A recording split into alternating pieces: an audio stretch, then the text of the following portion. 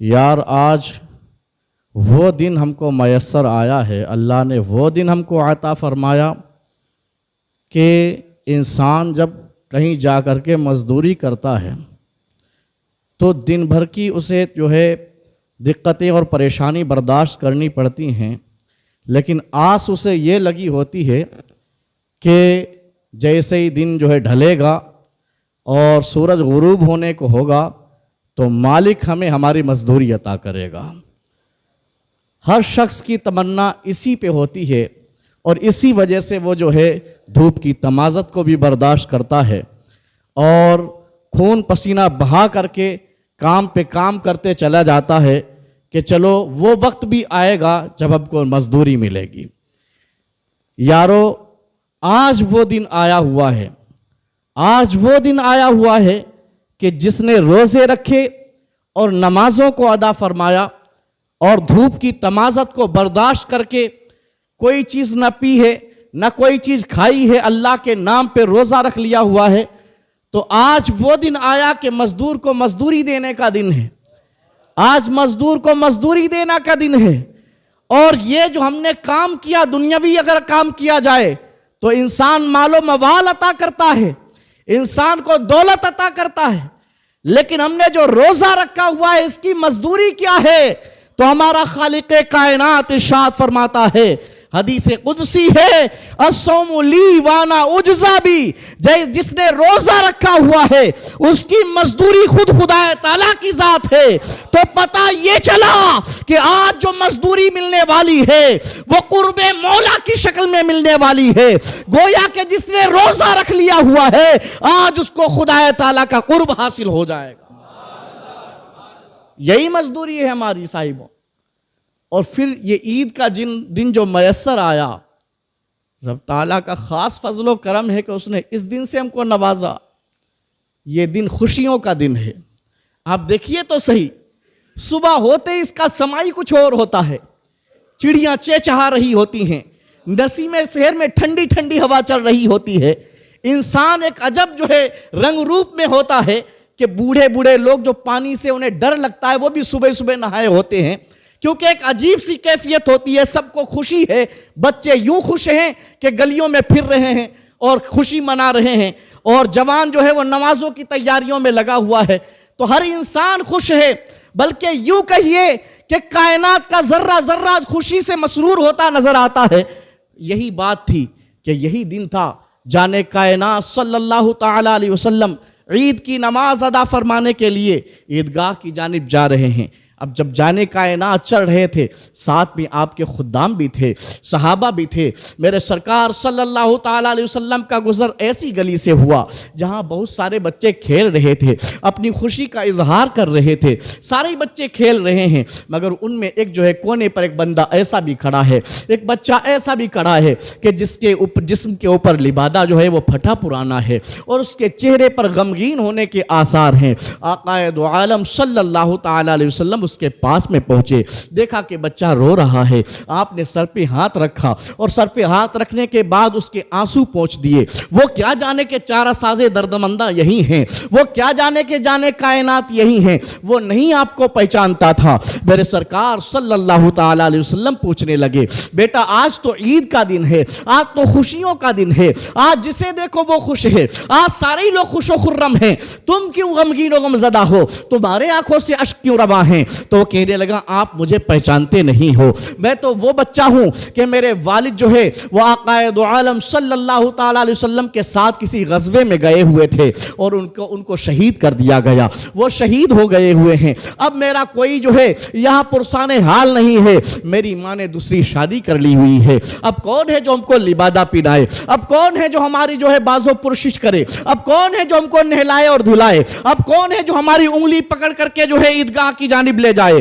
آقا دو عالم صلی اللہ تعالیٰ علیہ وسلم نے جب اس کی یہ باتیں سنی، میرے آقا صلی اللہ تعالیٰ علیہ وسلم نے اس کو گود اٹھا لیا۔ یار کتنی قسمت والا وہ بچہ تھا جس کو میرے سرکار گود اٹھائیں۔ میں تو کہتا ہوں یار میرے سرکار صلی اللہ تعالیٰ علیہ وسلم کی ذات تو ایسی پیاری ذات ہے کہ ان کی اگر نالین مبارکہ کسی کو مل جائے تو انسان دیوانہ ہو کر کے کہتا ہے کہ آج جو ہے وہ کوئی بھی شہنشاہ ہمارا مقابلہ نہیں کر سکتا ہے۔ کہا صاحب کیا بات ہے؟ تم تو بڑے غریب ہو اور بات شہنشاہوں والی کرتے ہو کہ شہنشاہ مقابلہ نہیں کر سکتا ہے. وہ کہے گا ہاں اس لیے کہ وہ شہنشاہ جس کے پاس مال و دولت ہوگی وہ شہنشاہ ہوگا, لیکن مجھے تو نالے مصطفیٰ مل گئی ہے جو سر پہ رکھنے کو مل جائے, نالے پاکے حضور, تو پھر کہیں گے کہ تاجدار ہم بھی ہیں. ارے ہم جو کہہ رہے ہیں کہ ہم شہنشاہوں کے شہنشاہ بن گئے وہ مال و دولت کی وجہ سے نہیں بلکہ نالے مصطفیٰ کی وجہ سے کہہ رہے ہیں کہ آج مجھے سرکار کی نالے مبارکہ سر پہ رکھنے کو مل گئی ہے. تو کہنا پڑے گا واقعی تم تو بڑے جو ہے قسمت کے تاجدار ہو, واقعی تم شہنشاہوں کے شہنشاہ ہو, کیونکہ مالک کونین کی آپ کو نالے مبارکہ مل گئی ہے. تو کتنی قسمت والا وہ بچہ ہوگا جس کو میرے سرکار نے گود اٹھایا ہوگا. میرے سرکار صلی اللہ تعالیٰ علیہ وسلم گود اٹھا کر کے اب عیدگاہ کی جانب نہیں گئے بلکہ گھر کی جانب واپس آ گئے. صحابہ نے پوچھا حضور عیدگاہ کی جانب کیوں نہیں جا رہے ہو؟ کہا تم جانتے نہیں ہو آج عید کا دن ہے, آج خوشیوں کا دن ہے, آج جو ہے خود بھی خوش رہنے کا دن ہے اور دوسروں کو بھی خوشی عطا کرنے کا دن ہے. میرے سرکار صلی اللہ تعالیٰ علیہ وسلم واپس آ گئے اور واپس آنے کے بعد جو ہے حضرت فاطمہ الزہرا کو فرمایا بیٹی اس کو نہلا دھلا دو, اس کو نئے کپڑے پہنا دو, اس کو عطر و خوشبو لگا دو. اب بچے کو نہلایا دھلایا گیا, نئے کپڑوں میں ملبوس کر دیا گیا, خوشبو میں معطر کر دیا گیا. اب میرے سرکار صلی اللہ تعالیٰ علیہ وسلم نے اپنا دست اقدس اس کے سر پہ رکھنے کے بعد فرمایا بیٹا ذرا یہ تو بتاؤ اگر جو ہے مالک کونین تمہارے باپ بن جائے تو تم خوش ہوگے کہ نہیں؟ وہ کہنے لگا ارے کون سی بات کرتے ہو, اور میرے آقا آگے فرمانے لگے اگر جو ہے حضرت فاطمہ تمہاری بہن بن جائے تو تم خوش ہوتے ہو کہ نہیں؟ اگر جو ہے علی تمہارے چچا بن جائے تو تم خوش ہوتے ہو کہ نہیں؟ جب اتنی باتیں اس نے سنی تھی تو وہ کہنے لگ گیا ارے مجھے سمجھ میں آ گیا ہے کہ آپ کوئی عام انسان نہیں ہو بلکہ جانے کائنات ہی ہو, چارہ ساز دردمندہ ہی ہو. ارے ہم سمجھ گئے ہیں کسی عام انسان کے بس کی بات نہیں ہے کہ اتنی بڑے انعام و اکرام سے کسی انسان کو نواز دے. آپ نے تو ہمیں ایسا انعام و اکرام سے نوازا ہے کہ ہم اس کا شکریہ بھی زندگی بھر نہیں ادا کر سکتے. سرکار میں بڑا خوش ہوں, بہت اپنے جو ہے قسمت پہ نازا ہوں. اب میرے سرکار صلی اللہ تعالیٰ علیہ وسلم اس کو لے کر کے جب عیدگاہ کی جانب چلے ہیں, ایک جانب حسنین کریمین ہیں اور دوسری جانب اسی بچے کو بٹھایا ہوا ہے. یار کتنا سخی ہے ہمارا سرکار, کتنے جو ہے سخی ہیں آقا دو عالم صلی اللہ تعالیٰ علیہ وسلم. جس کو عطا کیا کرتے ہیں تو ایسا عطا کیا کرتے ہیں کہ انسان کی جھولیاں تنگ ہونے لگ جاتی ہیں. تبھی تو جو ہے مجدد اعظم پکار اٹھے میرے کریم سے گر قطرہ کسی نے مانگا دریا بہا دیے ہیں, دربے بہا دیے ہیں. یہ آقا دو عالم صلی اللہ تعالیٰ علیہ وسلم کا نوازنا ہے. میرے سرکار صلی اللہ تعالیٰ علیہ وسلم اس کو لے کر کے عیدگاہ پہنچ گئے. گویا کہ بتانے کا مقصد یہ ہے صاحبوں, یہ جو عید کا دن ہے یہ صرف چاٹ اور پکوڑی کھانے کا دن نہیں ہے بلکہ یہ دن اس بات کا دن ہے کہ خود بھی خوش و خرم رہو اور دوسروں کو جو انسان غمگین و غمزدہ ہو اس کو جو ہے جس طریقے سے وہ خوش ہو پائے اس طریقے سے اسے خوش کیا جائے. اپنی زکوٰۃ دے کر کے, اپنی فطرات دے کر کے, اپنی عطیات دے کر کے جس طریقے سے چاہے اس کو خوش کیا جائے. بہرحال جو انسان جس غم میں ڈوبا ہو اس کو اس غم سے نکال لیا جائے. یعنی اگر بھائی کوئی جو ہے غمگین و غمزدہ ہے اس وجہ سے کہ ہماری بھائی سے رنجش ہے تو جا کر کے جانے کائنات کی اسی سنت پہ عمل کر لیا جائے کہ آج تو سب کو خوش کرنے کا دن ہے. جا کر کے بھائی سے معافی مانگ لی جائے. میں کہتا ہوں اگر بھائی سے معافی مانگ لو گے اور بھائی تم کو معاف فرما دے گا تو صرف بھائی تم سے نہیں خوش ہوا ہے بلکہ مالک کونین بھی تم سے خوش ہو جائیں گے کہ تم نے واقعی کام تو بڑا پیارا کیا ہوا ہے کہ تم بھائی کو خوش کر کے آئے ہوئے ہو. تو گویا کہ پتہ یہ چلا آج کا دن خوشیوں کا دن ہے اور نہ صرف خود خوش رہنے کا دن ہے بلکہ خوشی بانٹنے کا دن ہے. آقا دو عالم صلی اللہ تعالیٰ علیہ وسلم کے پیارے صحابی حضرت عمر فاروق اعظم رضی اللہ تعالیٰ عنہ ہیں. یہ جو ہے اپنے کمرے میں گئے, کمرے میں جانے کے بعد دروازہ بند کر لیا. تھوڑی سی بات بیان کر کے رخصت ہو جاؤں کیونکہ مفتی صاحب قبلہ کے آپ کو پند و نصیحت بھی سننے ہیں. آقا دو عالم صلی اللہ تعالیٰ علیہ وسلم کے پیارے صحابی حضرت عمر فاروق اعظم اندر گئے, دروازہ بند کر لیا. لوگ باہر سے دستک دے رہے ہیں. جب کھولا گیا دروازہ دیکھا کہ حضرت عمر رضی اللہ تعالیٰ عنہ کے زاروں قطار آنسو نکل رہے ہیں. پوچھا گیا آپ کیوں رو رہے ہو؟ آج تو خوشیوں کا دن ہے, آج تو خوشیوں کا دن ہے, آج تو مسرور ہونے کا دن ہے, آپ کیوں رو رہے ہو؟ حضرت عمر فاروق اعظم جیسا شخص جو یار مراد مصطفیٰ ہو, جو دنیا میں ہی جس کو بتا دیا جائے کہ تم جنتی ہو, اس کا خوف خدا تو دیکھیے یارو, اس کا خوف خدا تو دیکھیے. پوچھا گیا کیوں رو رہے ہو؟ حضرت عمر فاروق اعظم کہنے لگے یہ جو دن ہے عید ان کے لیے ہے جن کا روزہ مقبول ہو گیا. آیا ہو, جن کی نمازیں مقبول ہو گئی ہوں. ارے ہمیں اپنے نمازوں اور روزوں کے بارے میں کچھ پتہ نہیں ہے, پروردگار نے ہمارے روزے اور نمازیں قبول کی ہیں کہ نہیں کی ہیں, تو لہٰذا یہ عید کا دن ان کے لیے ہے جن کے روزے قبول ہو جائیں, جن کی نمازیں قبول ہو جائیں. کہنے کا مطلب یہ ہے یارو یہ جو ہم نے ابھی روش اپنائی ہوئی تھی, یہ جو معاملات ہمارے رمضان المبارک میں تھے, یعنی ہر جیسے ہی نماز کا وقت ہوتا تھا مسجدیں بھری ہوئی لگتی تھیں, وہی جو معاملہ ابھی جو ہے رمضان المبارک ختم ہونے کے بعد بھی ہونا چاہیے. گویا کہ حضرت عمر یہ بتا رہے ہیں کہ خوف خدا کبھی دل سے نکلنا نہیں چاہیے. جیسے انسان کے دل میں خوف خدا ماہ رمضان المبارک میں ہوتا ہے, ایسے ہی بعد رمضان المبارک بھی رہنا چاہیے.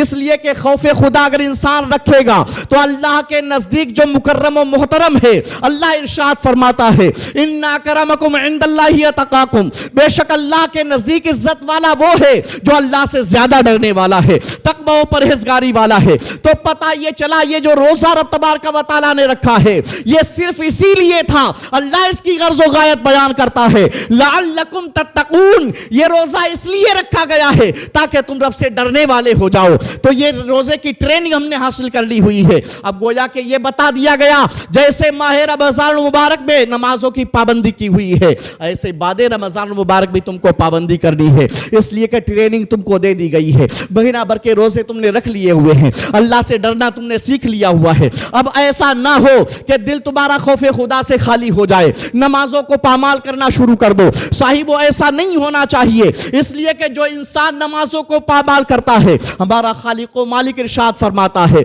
فویل للمصلین الذین هم عن صلاتهم ساہون, کہ جو انسان نمازوں کو پامال کرنے والا ہے, ویل ہے ان نمازیوں کے لیے جو اپنی نمازوں کو بھولے بیٹھے ہیں. یارو یاد رکھو آقا دو عالم صلی اللہ تعالیٰ علیہ وسلم پر جب آیت کریمہ نازل ہوئی, صحابہ نے پوچھا حضور ویل کیا چیز ہے؟ میرے سرکار نے فرمایا تھا ویل جہنم کی ایک وادی ہے, اور ایسی خطرناک وادی ہے کہ جس سے جہنم بھی پناہ مانگتا ہے. صاحبوں ذرا یاد رکھو جو انسان نمازوں کو پامال کرنے والا ہے, جو نمازوں کو چھوڑنے والا ہے, تو اس کے لیے اللہ تبارک و تعالیٰ نے ویل جیسی وادی کو رکھا ہوا ہے. ہمارے جسم کے اندر اتنی طاقت و قوت نہیں ہے کہ ہم عذاب نار کو جھیل سکے. صاحبوں ہم تو آقا دو جہاں صلی اللہ تعالیٰ علیہ وسلم کے امتی ہیں, اور ان کو ہمیں منہ بھی دکھانا ہے. صاحبوں اگر ان کو منہ دکھانا ہے تو ان کی روش کو اپنانا پڑے گا, ان کے نقوش قدم پہ چلنا پڑے گا. جب ہم ان کے نقوش قدم پر چلیں گے تو حال یہ ہوگا سرکار دو عالم صلی اللہ تعالیٰ علیہ وسلم دیکھیں گے کہ اگر فلاں بندہ جو ہے گنہگار ہے پھر بھی اپنا دامن وسیع فرما دیں گے اور اپنے دامن میں چھپا لیں گے. آقا دو عالم صلی اللہ تعالیٰ علیہ وسلم کو ہی یہ شرف ملا ہوا ہے کہ سرکار جس گنہگار کو چاہیں تو دامن میں چھپا لیں, اور جس گنہگار کو دامن میں چھپا لیں گے تو فرشتوں کی مجال نہیں ہو سکے گی کہ کہہ دے سرکار اس میں تو کوئی گنہگار چھپا ہوا ہے, اس میں تو مجرم چھپا ہوا ہے. میرے جو ہے مجدد اعظم پکار اٹھے, وسعتیں دی ہے خدا نے دامن محبوب کو, جرم کھلتے جائیں گے آقا چھپاتے جائیں گے. صاحبو آقا دو عالم صلی اللہ تعالیٰ علیہ وسلم کے نقوش پائے مصطفیٰ کو اپنا لیجئے. اگر ان کے نقوش کو اپنا لیں گے تو یارو دنیا میں بھی سرخ روح ہو جائیں گے, آخرت میں بھی کامیاب و کامران ہو جائیں گے. ڈاکٹر اقبال کیسی شعر ہوں کہ کی محمد سے وفا تو نے تو ہم تیرے ہیں, یہ جہاں